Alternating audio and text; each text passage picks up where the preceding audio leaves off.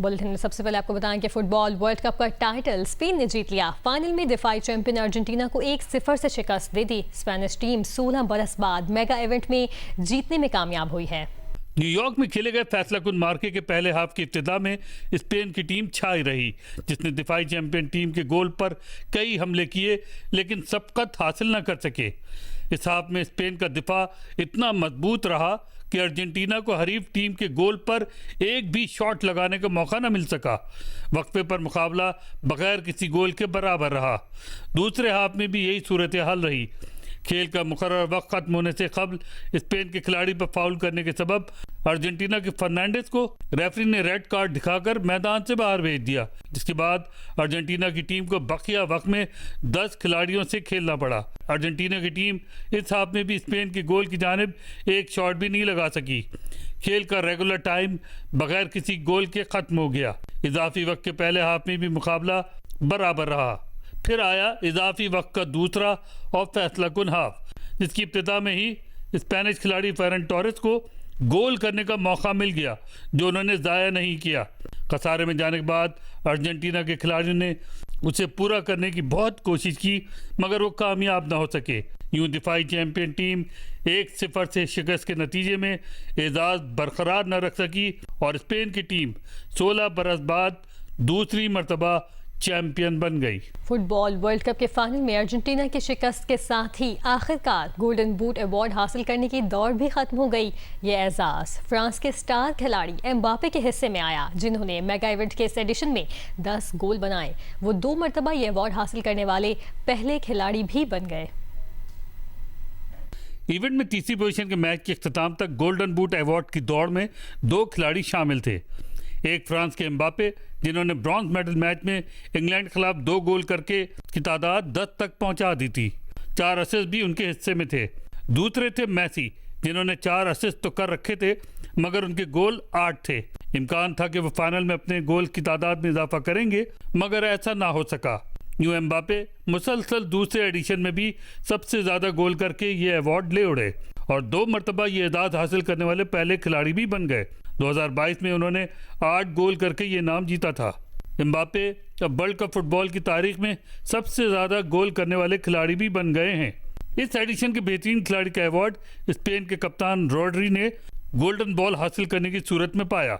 बेहतरीन गोलकीपर का award Spain के उनाई साइमन के हिस्से में आया, जबकि बेहतरीन नौजवान खिलाड़ी का एजाज़ स्पेन के पाओ कुबार्सी ने हासिल किया।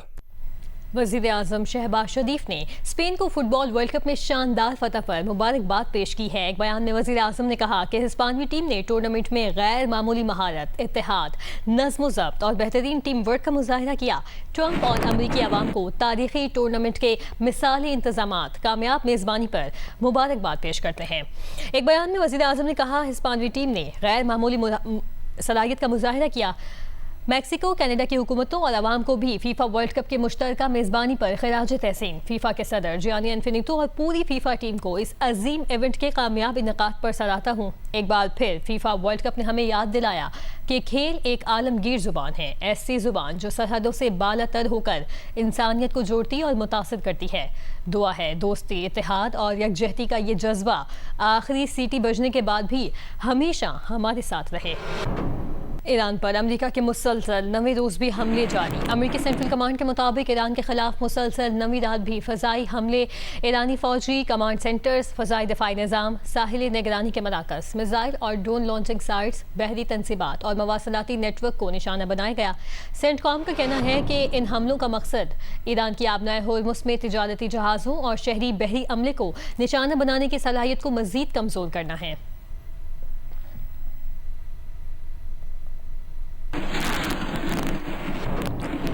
ईरान पर अमेरिका के ताज़ा फ़ज़ाई हमलों का दायरा ईरान के जुनूब मशरक़ी सूबे सिस्तान और बलूचिस्तान तक फैल गया।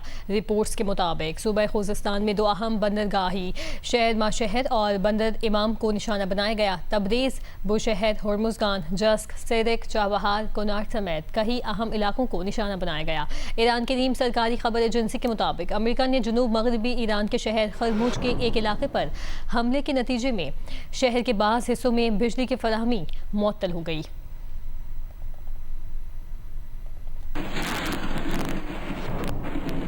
ईरान के पासदारान इनकलाब ने दावा किया है कि ऑपरेशन नसर 2 की 21वीं लहर में उर्दन के अक़बा एयरपोर्ट पर मौजूद अमरीकी C-17 ट्रांसपोर्ट और P-8 कमांड तैयारों को बैलिस्टिक मिसाइलों से निशाना बनाया गया, जबकि कुवैत के अली अल सालिम अमरीकी फ़ज़ाई अड्डों पर ड्रोन हमलों में रेडार गोदाम और MQ-9 ड्रोन हैंगर तबाह कर दिए गए। पासदारान इनकलाब ने मगरबी ईरान के सूबा करमांशा में एक अमरीकी MQ-9 ड्रोन मार गिराने का भी दावा किया, जबकि आबनाए होर्मुज़ में 2 ऑयल टैंकरों के धमाकों और उन्हें रुकने पर मजबूर करने का दावा करते हुए कहा कि अमरीकी कार्रवाइयाँ जारी रहने तक आबनाए होर्मुज़ महफूज नहीं रहेगी।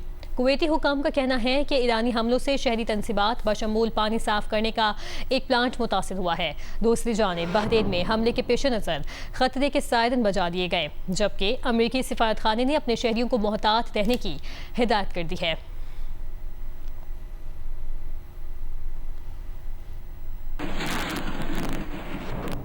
अमरीकी फ़ौज ने तस्दीक की है कि शुमाली इराक़ में एक अमरीकी फ़ौजी ईरानी ड्रोन के बारूदी मवाद को नाकारा बनाने के दौरान हलाक और अहलकार मामूली ज़ख्मी हो गया। अमरीकी सेंटकॉम के मुताबिक ये वाक़या 18 जुलाई को पेश आया, ताहम हलाक होने वाले फ़ौजी की शनाख्त ज़ाहिर नहीं की गई। अमरीकी फ़ौज के मुताबिक ईरान के साथ जारी तनाज़े में अब तक 17 फ़ौजी हलाक हो चुके हैं। ईरानी वज़ीर दाखिला इस्कंदर मोमनी ईरानी सदर का खुसूसी पैगाम लेकर आज अहम दौरे पर पाकिस्तान आ रहे हैं। ज़राए का कहना है ईरानी वज़ीर दाखिला वज़ीर आज़म मोहम्मद शहबाज शरीफ, फील्ड मार्शल सैयद आसिम मुनीर, वफाकी वज़ीर दाखिला मोहसिन नकवी से मुलाकातें करेंगे। ईरानी वज़ीर दाखिला की फील्ड मार्शल से मुलाकात खुसूसी अहमियत की हामिल होगी। ईरानी वज़ीर दाखिला इस्कंदर मोमनी मुज़ाकरात के अमल में भी इंतहाई सरगर्म रहे हैं।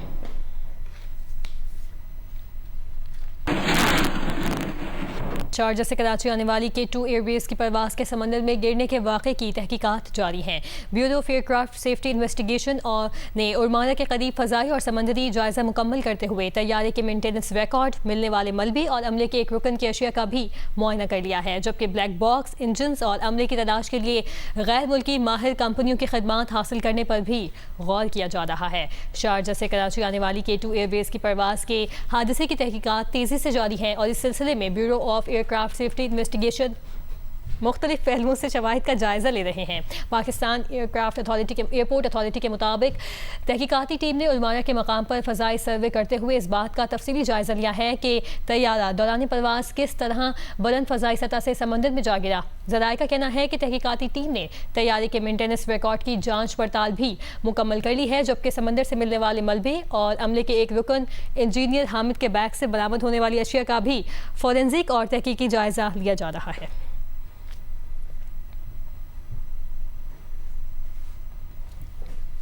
अब कुछ बात करें मौसम की। मुल्क के मुख्तलिफ इलाकों में बारिश से नदी नालों में तुग़यानी है। मर्दान में बारिश से घर के कमरे की छत गिर गई, बहन भाई जान बहक, माँ बेटी जख्मी हो गए।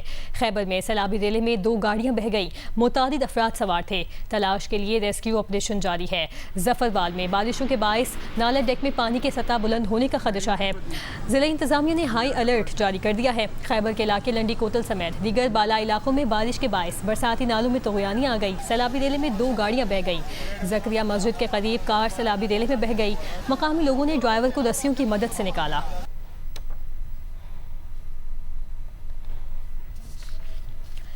Director general prevention disaster management authority Punjab Umar Abbas Mela का कहना है कि पंजाब के बेशतर दरियाओं में पानी का बहाव नॉर्मल है। दरिया चनाब में खानकी और कादिराबाद के मकाम पर निचले दर्जे की सैलाबी सूरत हाल है। खानकी के मकाम पर पानी की आमद 1,25,000 और अखराज 1,17,000 क्यूसेक, जबकि कादिराबाद के मकाम पर पानी की आमद 1,40,000 और अखराज 1,27,000 क्यूसेक है। लाहौर से जारी बयान में DGPDMA ने कहा कि 24 जुलाई तक पंजाब के दरियाओं में पानी की सूरत हाल में इजाफे का खदशा है।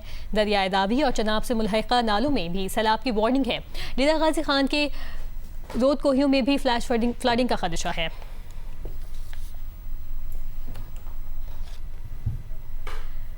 लाहौर में हफ्स का राज बरकरार है। महकमा मौसमियात ने बारिश के साथ मौसम बेहतर होने की नवीद सुनाई है। मजीद जानेंगे लाहौर से हफ्सा उस्मान से।